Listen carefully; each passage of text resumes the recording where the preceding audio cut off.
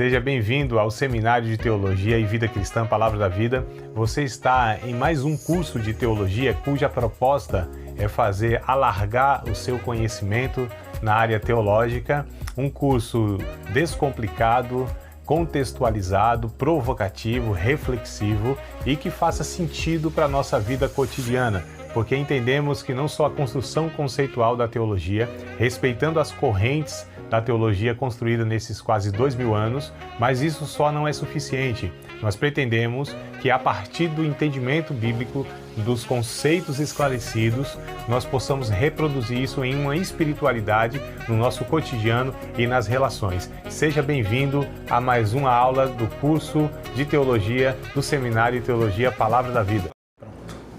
Vamos lá, queridos, a gente vai dar continuidade. Vocês têm alguma pergunta, aula passada, de repente no finalzinho da aula, né, surgiu ali alguma dúvida, alguma questão, ou assistindo a aula novamente, ou os irmãos que não estiveram presentes para assistir a aula, enfim, tiver algum comentário, algum questionamento, se quiser, aproveite agora, que aí a gente já dá continuidade aqui a partir de alguma pergunta, dúvida ou comentário de vocês. Fiquem à vontade, tá bom?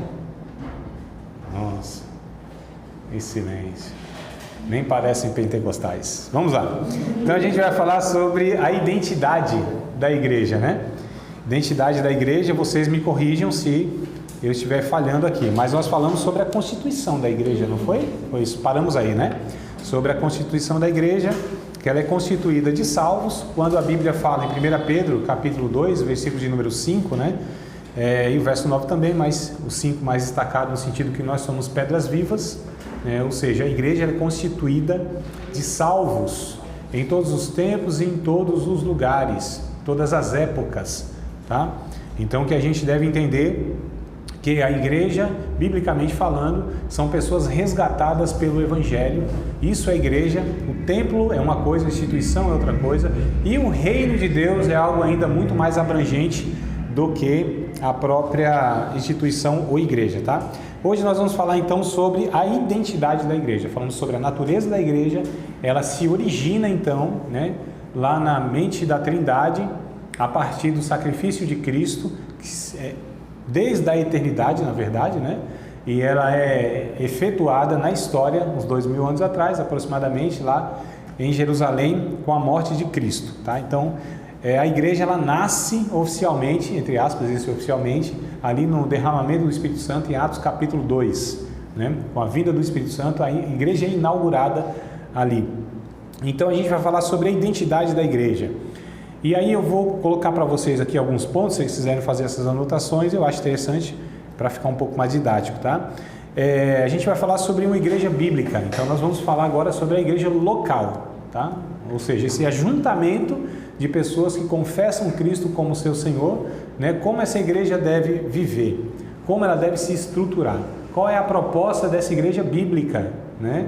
A gente tem muitas igrejas, muitos locais se denominam igreja, até bem intencionadas, muitas delas, mas a gente percebe que falta alguns elementos para que a gente considere ser uma igreja bíblica de fato, tá? E eu fiz algumas anotações aqui, separei.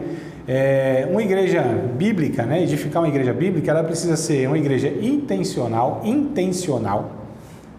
precisa haver uma intencionalidade, não é aquela teologia lá do poeta, do profeta, né, que diz, deixa a vida me levar, a vida leva eu.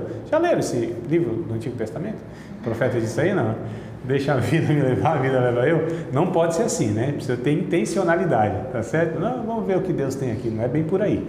Deus já deu para nós, né, os parâmetros e os caminhos para que a gente edificasse uma comunidade de fé bíblica. Então ela precisa ser intencional. Ela precisa ser uma igreja saudável também. Eu vou colocar pontos, os tópicos, depois eu vou colocar subtópicos, tá?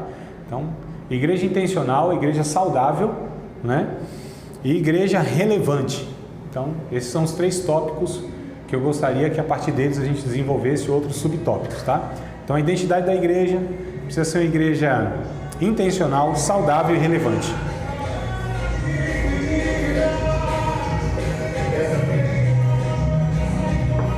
Precisa ter música na igreja, a gente vai falar isso mais pra frente também, mas não é. Amados, na igreja intencional precisa ter pregação. Tem coisa que vocês vão falar, André, mas é óbvio, calma. Tem coisa que o óbvio não é tão óbvio assim na prática, né? Então, essa igreja intencional, tá? Então, o tópico intencional, eu vou aqui colocar outros subtópicos. Ela precisa ter pregação. Atos capítulo de número 6, versículo de número 2. Claro que a gente vai ao máximo aqui extrair textos bíblicos quando houver, né? Então, Atos capítulo 6, versículo número 2, lembrando que o modelo para nós de igreja não é Bill Hybels, tá? Não é o Willow Creek, não é a Igreja Batista da Lagoinha, não é a Assembleia de Deus do Pará, não é... Eu não estou falando assim que o nosso modelo não é nenhuma dessas igrejas históricas ou que a gente tem por aí. A nossa igreja, a referência maior, o parâmetro maior é o que a gente chama de igreja primitiva. Não é que ela era perfeita, porque não existe igreja perfeita. Isso é impossível. Ela é constituída de pessoas que estão no processo de aperfeiçoamento que a gente chama de santificação. Alguém diz que se você achar uma igreja perfeita, corra dela, que se você entrar nela vai estragá-la, né? Então, nós somos imperfeitos, tá? Mas o parâmetro que nós temos é a igreja de Atos dos Apóstolos. Então, no capítulo 6 de Atos, versículo de número 2, os apóstolos, eles disseram o seguinte: e os 12 apóstolos, né, claro, convocando a multidão dos discípulos, disseram: não é razoável que nós deixemos a palavra de Deus e sirvamos as mesas. É bem interessante aqui no verso 4, complementando, dando um salto aqui, mas nós, os apóstolos dizendo, mas nós perseveraremos na oração e no ministério ou no serviço da palavra. O que os apóstolos eles falam aqui no começo da igreja, onde houve uma demanda, porque a igreja cresce do dia para a noite, literalmente, né? De alguns poucos discípulos de Cristo, 119, a Bíblia vai dizer que é quase 120, então eu acho que é 119, né? Quase 120, quase 119. Estavam lá no cenáculo orando para receber a promessa de Jesus, que ele disse que o Espírito Santo seria derramado lá.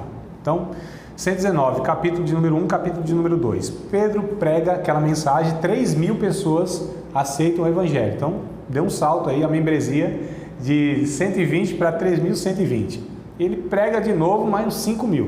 Então, eu até brinco, né? O Pedro pregou uma mensagem, ganhou 3.000 almas, a gente prega 3.000 mensagens para ver se uma alma, assim, sabe? Tem alguma coisa esquisita nisso aí, né? Mas, enfim, aqui eles percebem que é uma demanda, porque muita gente de fato se junta àquela igreja e a demanda de servir as pessoas no cotidiano, nas demandas mesmo do dia a dia, nas necessidades básicas. Servir a mesa, é isso? Sim, exatamente. Aqui surge o ministério diaconal, né? Capítulo 6 aqui que surge o ministério dos diáconos. Embora no texto a gente não vê a palavra diácono, mas nós vemos aqui a palavra, por exemplo, ministério e serviço, que lá no original é diáconos, né? Então, o diáconos é o serviçal, é o serviço que é prestado aí, que hoje nós conhecemos. Então, aqui surge o ministério diaconal na igreja, não que não existia, tá certo? Havia já os serviçais, né?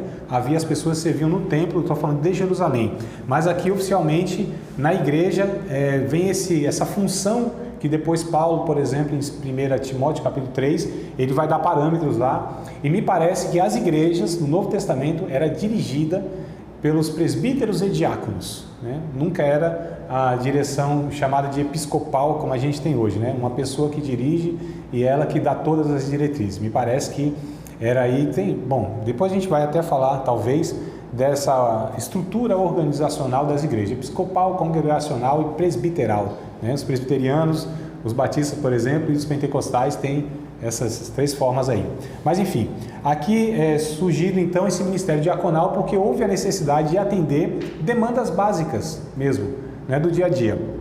Os apóstolos entenderam que se eles fizessem isso, eles não iam ter condições de pregar a palavra, que era o ministério principal, a função principal do ministério apostólico: pregar a palavra, doutrinar, né, expor as escrituras sagradas. Então aqui a gente percebe que uma igreja, ela, para ser bíblica, ela precisa ter o perfil, a ênfase na exposição das escrituras sagradas, o ponto principal dos cultos, né? Aí, quando eu digo que tem que ser intencional, ou seja, cada mensagem precisa ter uma finalidade, um objetivo, né? A gente brinca na matéria de homilética, que é do médio em teologia, que a gente tem a pregação de 3 pontos, né? A famosa pregação de 3 pontos, né? Lê o texto, sai do texto, não volta nunca mais para o texto. Muita gente faz isso, né? Aquela salada começa em Abraão e acaba lá em João, no Apocalipse, mas não tem uma objetividade, né? Não tem uma mensagem. Você ouviu lá de repente 40 minutos, 50 minutos, 60 minutos, mas não há uma mensagem clara a ser passada. Então, toda a igreja, para ela ter uma identidade bíblica, ela precisa ter o ministério da pregação como de fato algo que seja um dos tripé, tá certo? O tripé de uma igreja bíblica, para mim, é o seguinte: ensino bíblico, pregação da palavra, né? Porque para mim toda pregação deve ser instrutiva, didática, né? Tem que ser de fato esclarecedora, por mais pentecostal que nós sejamos, por mais eloquentes que a gente pretenda ser, né? Por mais carisma que a gente tenha, mas a pregação, a finalidade da pregação e das escrituras sagradas é levar o homem a praticar a palavra de Deus. Quem vai dizer isso é Paulo lá em 2 Timóteo, capítulo de número 3, verso 16 e verso 17. Isso aqui é só para dar tempo de vocês folhear a Bíblia e conferir, ou ligar a Bíblia, né? Não sei. 2 Timóteo, capítulo 3, verso 16 e 17. Toda a escritura divinamente inspirada é apta para, né, redarguir, corrigir justiça, instruir, corrigir justiça, para que o homem de Deus seja perfeito e perfeitamente haja luz e houve luz, disse Deus lá em Gênesis capítulo 1. Então, isso aqui tudo faz parte, irmão. Isso aqui não tem nada, tudo aqui é intencional. Olha a intencionalidade aqui. Vamos lá então, 2 Timóteo 3, 16 e 17, né? Toda escritura divinamente inspirada é apta para corrigir, se não me falha a memória, né? Redarguir, instruir em justiça, para que o homem de Deus seja perfeito e perfeitamente instruído para toda boa obra. A finalidade última das escrituras da Bíblia é estar levando as pessoas a praticarem a palavra, ou seja, ela tem que ser intencional, tem que ser objetiva, tem que haver uma mensagem prática que faça sentido no chão de fábrica da vida do outro dia da pessoa que ouve. Ou seja, ouviu no domingo, na segundona, aquilo precisa fazer sentido, né? Eu não posso dar uma aula, expor uma pregação que não tenha conexão com essa vida, que seja alienante, né? Que fale só de anjos e fique naquela atmosfera celestial, mas que a pessoa não encarne aquilo e desemboque nas relações transformadas pelo Evangelho, tá?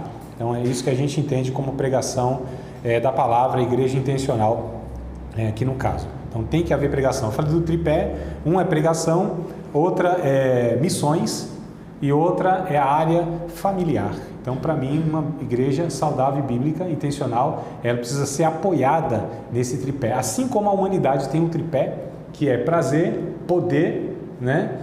E prazer, poder e dinheiro, riquezas. Esse é o tripé da humanidade. Fama. Poder, fama e riquezas. O ser humano busca, o ser humano sem Deus, busca isso. Quando não tem uma coisa, busca outra, né?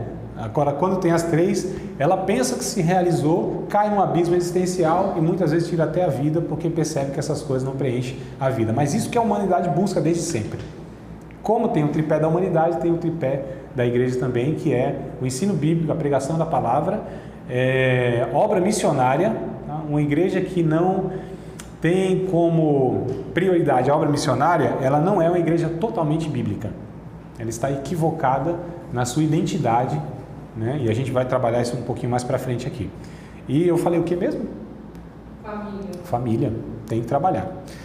Tem que ter um ministério voltado para a família, porque na verdade a sociedade, o mundo e a igreja também, como reflexo da sociedade do mundo, ela é constituída de famílias, né? Não tem nada disso aí se não tiver oração.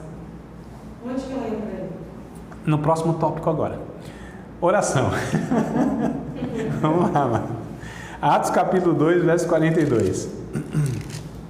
Atos capítulo 2, verso 42. Também aqui, né?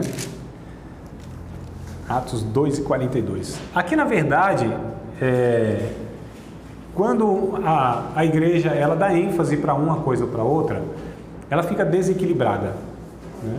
Perguntaram, e vira e mexe, perguntam para mim também, em sala de aula e fora dela, o que é mais fundamental na vida cristã? O estudo bíblico, a aplicação mesmo do estudo bíblico, ou essa aplicação à vida de oração? A minha resposta é muito simples, não sei se eu já falei isso para vocês, é só perguntar para o passarinho qual é a mais importante asa, a direita ou a esquerda. Né? Então a gente percebe que as duas, aqui a vida de oração e a vida de estudo bíblico, elas têm o mesmo peso de importância na vida do discípulo de Cristo. Aquele que estuda muito e não tem uma vida piedosa de oração, fica um acadêmico, um incrédulo, né? Uma pessoa até extremista. Às vezes, porque a gente tem assim no islamismo aquela ala chamada de xiitas, né? Que são os extremistas. E aqueles que, os evangélicos são os chaatos, né? Gente chata, né? Parece que tem resposta para tudo, não aprende nunca, não ouve ninguém. Às vezes a pessoa muito acadêmica vira um incrédulo. E a pessoa que ora, muita vida de oração, jejum, sobe um monte, desce um monte, vai para o vale, vai para não sei aonde mais, entra na caverna, sai do outro lado. Essa pessoa também, ela é alienada, uma pessoa fanática. Gente também, assim, porque Deus disse para a gente ser diferente, tem pessoas esquisitas.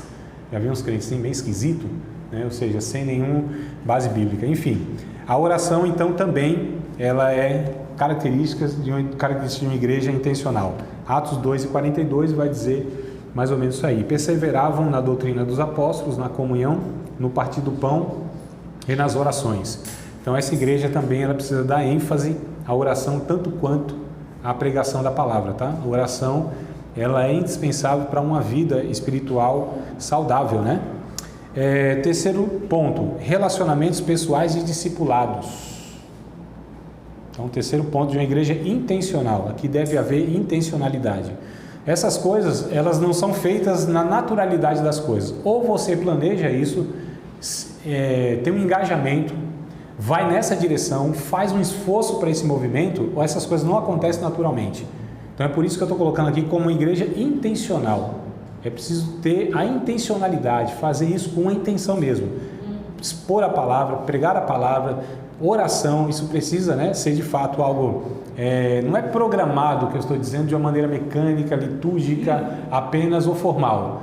Mas isso precisa ter um esforço consciente, né, uma prática, porque senão essas coisas elas vão sendo deixadas no esquecimento.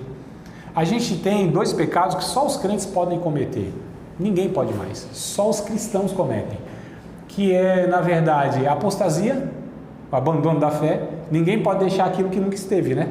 Então, quem é que se apostata da fé? Aquele que já esteve na fé, que é o cristão. Então, só o cristão ele pode cometer esse pecado, o ímpio não pode. E o outro é o deixar o primeiro amor. Só aquele também que um dia teve, né, essa experiência com Deus. E me parece que esse deixar o primeiro amor é o pecado quase que universal dos cristãos, que é aquele desejo intenso de ter um relacionamento pessoal com Deus. Isso se dá principalmente através da vida de oração intensa, né? E é interessante a gente observar isso aí. E aí então o outro ponto aqui, que é o relacionamento pessoal de discipulado. Tem que ter muita paciência para que isso aconteça, muita perseverança. 2 Timóteo capítulo 2, versículos de número 24 e 25. Quando eu falo de relacionamentos pessoais de discipulado, eu não sei a realidade de vocês, né? Tomara que não seja essa que eu vou descrever, mas nós temos, muitas vezes, nas nossas comunidades de fé, relacionamentos superficiais, onde as pessoas não se interessam profundamente umas pelas outras, onde elas de fato não convivem umas com as outras, né, como deveriam, e elas não se engajam na vida umas das outras, e sendo mais um clube social do que propriamente uma família que se preocupa um com o outro. Então, infelizmente, muitas igrejas assim, tem um pastor amigo meu que ele diz assim: André, os nossos cultos são muito estranhos, né? O formato que a gente entra na igreja só vê nuca. Só vê nuca, irmão. Todo mundo que, né, senta todo mundo para frente assim e tal. Ele propunha sempre para a gente se reunir em círculo, né? Para que a gente olhasse um no olho do outro. É bem interessante esse pensamento aí, para que a gente de fato, né, se relacionasse visualmente e também nessa questão de se aproximar mais também. Mas a questão é, esse relacionamento que muitas vezes se dá 1, 2 cultos por semana, 3 cultos, talvez, né, de uma maneira muito superficial: ô irmão, como vai e tal, aquela coisa toda, boa semana, paz e tal, mas algo que não se dá, um relacionamento que não se dá depois daquele momento, Então é muito superficial, é quase um clube mesmo, né? Onde as pessoas se encontram lá. Mas o que eu digo aqui é de uma necessidade de nós nos relacionarmos como família mesmo. Eu me preocupar, sinceramente, não é aquele negócio assim de, ei, irmão, tá tudo bem? Mas vai que ele responde que não tá. Aí eu vou ter que dispensar tempo para ouvi-lo? Será que eu vou ter disposição, inclusive, para me envolver nesse não estar bem nele, tentar entender e caminhar com ele até que seja necessário aquilo ser resolvido, que pode durar 1 ano, 2 anos ou muito tempo? Né?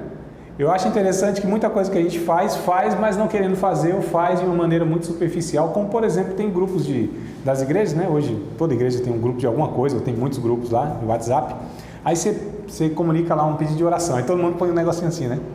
Eu fico me perguntando, será que todo mundo que põe aquele emoji lá, será que vai orar mesmo? Será que vai orar assim com sentimento, com engajamento, com preocupação, com empatia? Será mesmo? Ou só é um negócio formal e tal, que acostumou?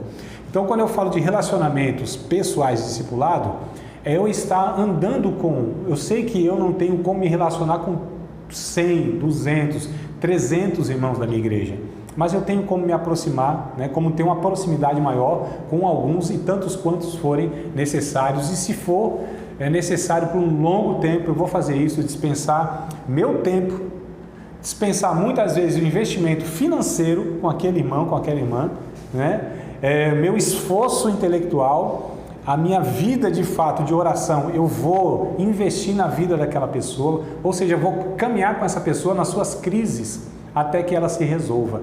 Isso é relacionamento de discipulado. Eu me interessar, eu que estou um tempo mais na igreja, nós que estamos um tempo mais, com aquele novo convertido que vem, chega lá, jovem ou não, e que a gente identifica inclusive que tem uma vocação de Deus, né? E eu, como identifico, Deus me deu essa sensibilidade, eu identifico que esse menino tem um chamado para o discipulado, vou dar livro para esse menino, vou pagar um curso de teologia para ele, vou investir na vida dele, vou discipulá-lo, vou estar com ele, né? Inclusive, isso demanda tempo mesmo, estar mesmo, fora da igreja e dentro da igreja. É o discipulado, amados. Isso é evangelho, o resto é superficialidade, tá? Então, 2 Timóteo, capítulo de número 2, versículos de número 24 e 25, diz assim: ao servo do Senhor não convém contender, mas sim ser manso para com todos, apto para ensinar, sofredor, instruindo com mansidão os que resistem a ver se, porventura, Deus lhe dará arrependimento para conhecerem a verdade. Quando eu falo de relacionamento discipulado, é isso, é ensinar. E aí isso demanda o quê? Muita paciência, humildade, perseverança. Tem que ter muito, né? Olha, é só amor, né? Precisa muito amor. Tendo amor tá bom, né? Então, por que muitas vezes a gente não quer se comprometer? Porque demanda tudo isso, muita paciência, perseverança, né, irmãos? A gente não tem paciência com muitos irmãos, muitas vezes, não só novos convertidos, mas muitos irmãos, porque a gente esqueceu de quando nós chegamos na igreja, né? Eu, por exemplo, dei um trabalho danado para os pastores que eu tive. Não é, irmão? A gente fala, nossa, hoje a gente está mais ou menos assim, uma bênção, maduro, compreende algumas coisas, né? Mas a gente tem que lembrar daquele tempo que a gente deu um trabalho para os nossos líderes, quando era dos jovens. Eu estou falando quem participou dessas, né? E a gente esquece do que fizeram por nós, de quantos irmãos choraram, de que a gente não produzia fogo, era só fumaça. Desse jeito. Né? E a fumaça só faz o povo chorar mesmo, quanto trabalho que a gente deu. Então a gente precisa entender que a gente precisa, para ser uma igreja intencional, bíblica, a gente precisa ter relacionamentos discipulados, tá? Olhar para o outro. Nós vamos muitas vezes para os cultos, né? Os nossos cultos são ajuntamentos de eus, né? Eu acho que eu falei isso numa aula passada aí para vocês. A gente não se preocupa com o outro. A gente não sai muitas vezes da nossa casa dizendo, Senhor, usa a minha vida para falar com alguém na igreja, usa a minha vida para abençoar alguém na igreja, edificar alguém na igreja. A gente sai muitas vezes de casa, Senhor, usa alguém para falar comigo. Sabe que muitas vezes a motivação, a direção está errada que a gente está caminhando? Há momentos e momentos na nossa vida, eu sei, mas que isso é um hábito, um estilo de vida, a gente sempre vai para receber, sempre para ser edificado, sempre para receber uma palavra. Me parece que algumas igrejas, elas têm, alguns irmãos, né, quando vão para a igreja, tem a igreja como um self-service, uma prestação de serviço.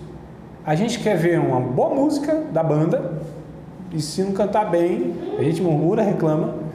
E se também o pregador, o pastor lá não pregar uma mensagem também boa, a gente também critica, né? E a gente fica lá, sentado eternamente em bancos esplêndidos, na igreja, querendo sempre. Mas, amados, não é essa a visão do apóstolo Paulo, por exemplo, quando ele vai falar do culto público, né? Em 1 Coríntios capítulo 14. Vamos ler o texto rapidinho lá no capítulo 14, verso 26, só para a gente ter aí uma ideia dessa questão. 1 aos Coríntios, capítulo de número 14, versículo de número 26. Amados, quando vocês se ajuntam, para que vocês se ajuntam, hein?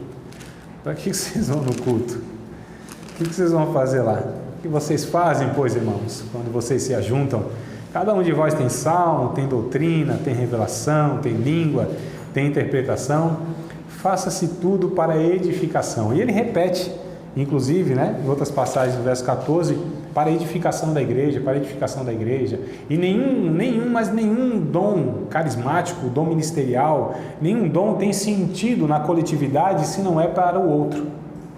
Nenhum. Tanto é que quando falar línguas, por exemplo, e diz e não houver uma mensagem clara para o outro, não houver intérprete, fale baixinho, você e Deus, porque isso não faz sentido. Você fala um bocado de coisa que não vai edificar o outro, você edifica só você e Deus baixinho. Né? Os pentecostais ficam doidos com isso. Aqueles mais, né, fervorosos e tal. Mas é isso que a Bíblia diz, e isso que Paulo diz, o culto é para edificação mútua.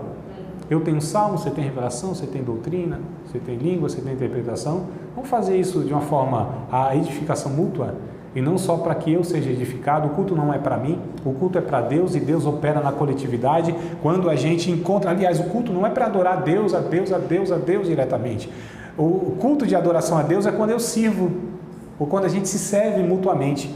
No serviço mútuo, no partilhar dos dons, é onde Deus é adorado, louvado e glorificado, porque nós somos esse ajuntamento de nós, onde eu não me preocupo comigo, porque se Jesus se preocupasse comigo, eu estava perdido. Ele morreu por nós, não é? Não morreu por mim, não pelo indivíduo, ele morreu por uma igreja, por uma nova humanidade, por um corpo, por uma lavoura, por um edifício. Todos esses termos remetem à coletividade, nenhum à individualidade, tá?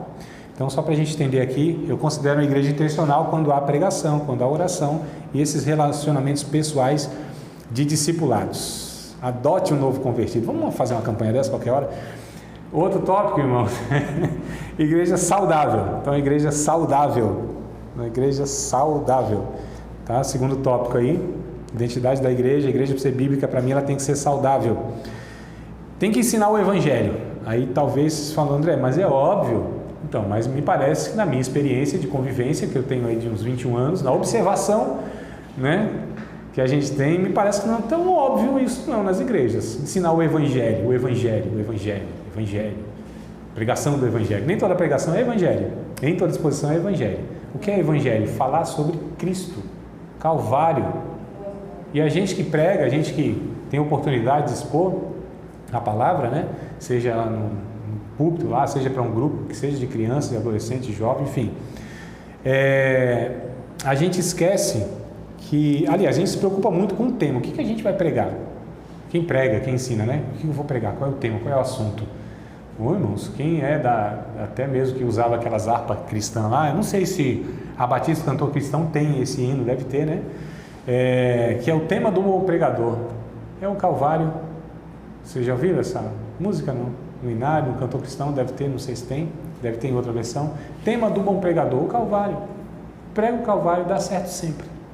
Uma mensagem que Deus sempre vai falar de Cristo, da cruz, do Evangelho. Mas até para crente, vocês acreditam que é necessário evangelizar crente?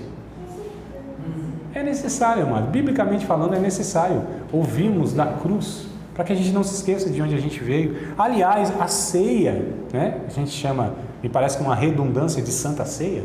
Para mim, ceia é santa. Se é com os crentes, é santa. Então, mas alguns preferem Santa Ceia. Acho que é para dar mais ênfase no negócio.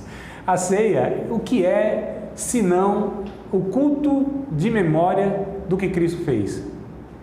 É o culto memorativo. Jesus disse, toda vez que vocês fizerem isso, façam memória de mim. É o culto memorativo, é para lembrar do que Jesus fez. Ponto final.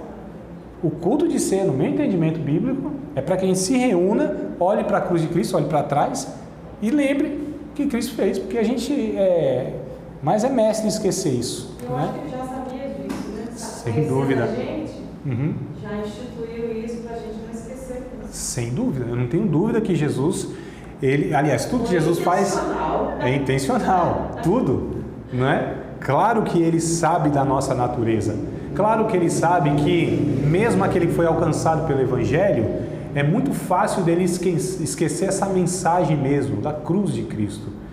Eu vou fazer uma pergunta só de retórica, não precisa responder, só pense aí. Quanto tempo faz que você não ouve ou que você não prega, aquele que prega, sobre Jesus? Aquela coisa simples, Calvário, Via Crucis, Jesus crucificado, Jesus condenado, julgado, crucificado, tal. Quanto tempo faz, amado? Será que é só na Páscoa que a gente vai ficar ouvindo isso assim de uma maneira mais... Ou Natal, né? Natal também não parece que fala de Jesus? Natal, Páscoa? Quanto tempo faz? É só uma pergunta. De repente lá, é todo domingo, tem. Vamos lá, então, ensinar o Evangelho.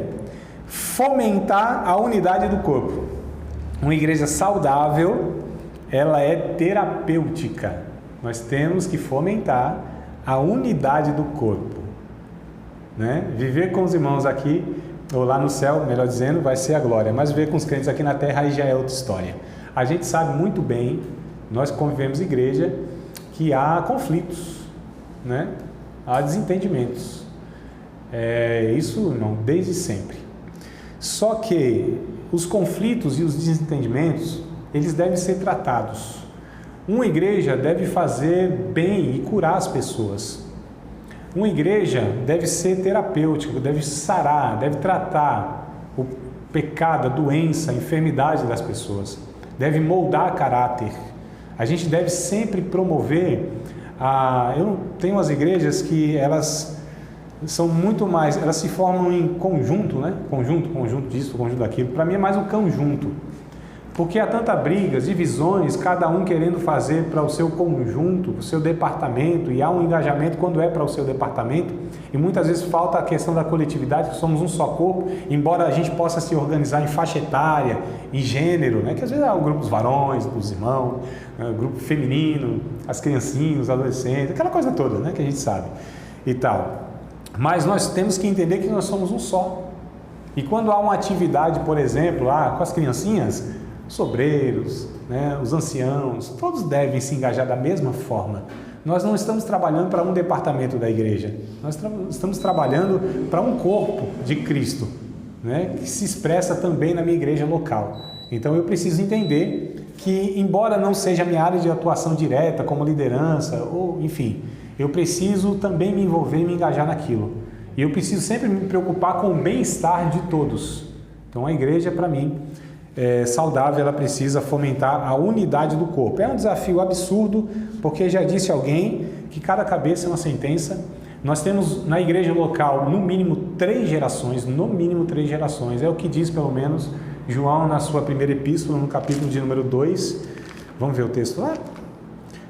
1 João, capítulo de número 2, me parece aqui que ele vai dar a entender que a igreja ela tem, no mínimo, essas 3 gerações. E a gente sabe que há um conflito de gerações absurda, né? No nosso meio. Tá? Capítulo 2, versículos de número 12 até o 14.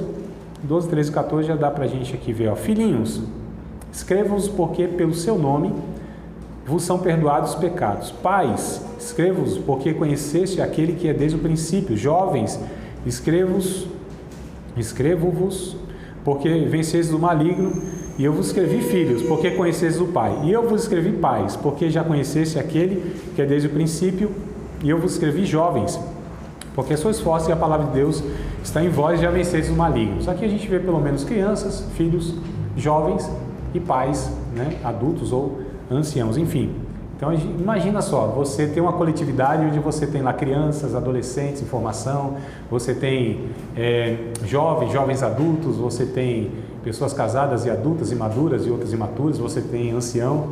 Imagina só você conviver com esse conflito de gerações, o desafio que é, não é, amados? Onde muitas vezes o som está muito alto porque o ancião lá está com problema de audição e tal, Mas os jovens gostam de um negócio mais alto, não gosta? Gosta, eu sei. E tal, e está todo mundo certo, ninguém está errado, né? Nós estamos em fases diferentes de vida. Enquanto um acha que é um escândalo tal coisa, porque é lá do tempo do...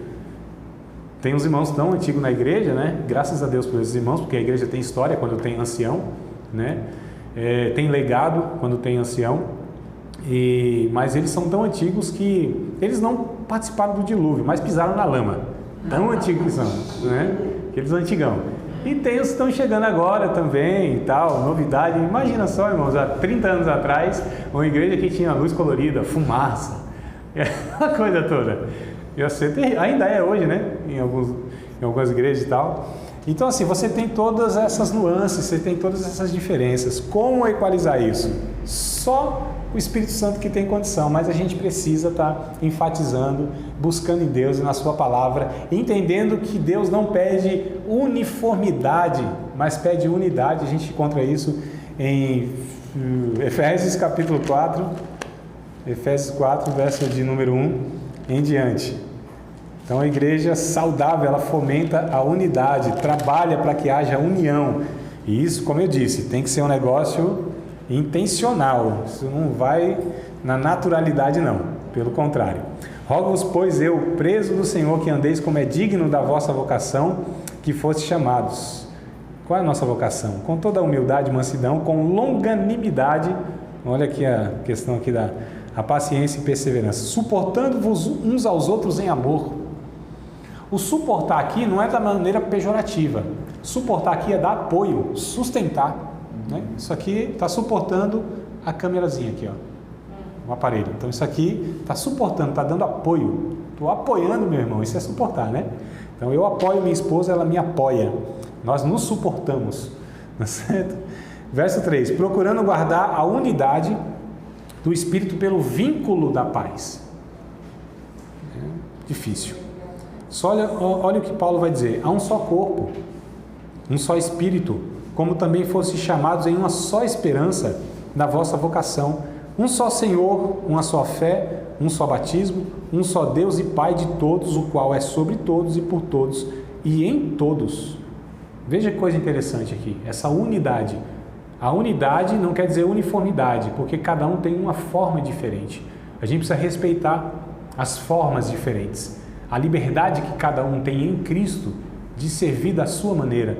E não a gente querer que a igreja seja uma formação de soldadinho de chumbo. Sabe uma esteira de produção onde sai o mesmo produto no final? Não, mas a gente precisa respeitar, né, todas essas características, essa beleza que nós temos, né? Tem gente que gosta de dançar, né, Nathalie? Gosta de dançar. E outro lá, meu irmão, pensa assim que tem uns irmãos desajustados, sem coordenação nenhuma. Se der glória e bater palma, não consegue fazer os dois. Ou bate palma desafinado. Eu estou falando de mim. Tem que chamar assim a ajuda dos universitários, né? Para dar um passinho. Então a gente precisa entender que há essa dinâmica, essa beleza de Deus, não só na igreja, mas no mundo. Olha a diversidade que Deus cria, olha a beleza, né? Olha não só o arco-íris com as suas 7 cores, mas olha o passarinho que tem na Amazônia, que tem 7 cores. Olha só toda essa fauna, flora, essa diversidade de pensamentos. Isso é uma bênção de Deus. Já pensou se todo mundo fosse igual a você? O mundo não merece outro de nós, irmãos. Um só de nós já é muito para o mundo suportar. Então a gente não pode fazer com que a outra pessoa pense igual a mim, goste igual a mim, adore a Deus igual a mim. Não tem como. Isso é matar a originalidade na vida dessa pessoa, aquilo que foi constituído muitas vezes pelo próprio Deus, uma trajetória de vida daquela pessoa, fez com que ela tivesse aquela personalidade, com aquele temperamento, né? Então a gente precisa entender essa questão. Mas apesar de toda essa diversidade, a gente pode encontrar a unidade pelo vínculo da paz, como eu disse aqui. Mas Paulo diz, tem que ter humildade, tem que ser manso, tem que entender que nós não somos o absoluto do negócio, né? Então, evitar entretenimento. Uma igreja saudável evita entretenimentos. Existe uma diversidade, existe toda, mas cuidado com o entretenimento, amados, tá certo? Uma igreja que ela não traz coisas que edificam, mas só tem entretenimento, então ela não está cumprindo o seu papel, ela não é uma igreja bíblica e muito menos saudável. Pode ter a atividade que for, Mas cuidado com os entretenimentos, ou seja, que não tem objetividade, que não tem um conteúdo bíblico. Eu não estou falando de forma, como a gente está falando aqui, forma, a multiforma, não é? Graça de Deus operando. Há muitas formas de eu estar expressando o Evangelho, vivendo o Evangelho na coletividade. Não é a forma, não é a maneira, cada um tem a sua característica,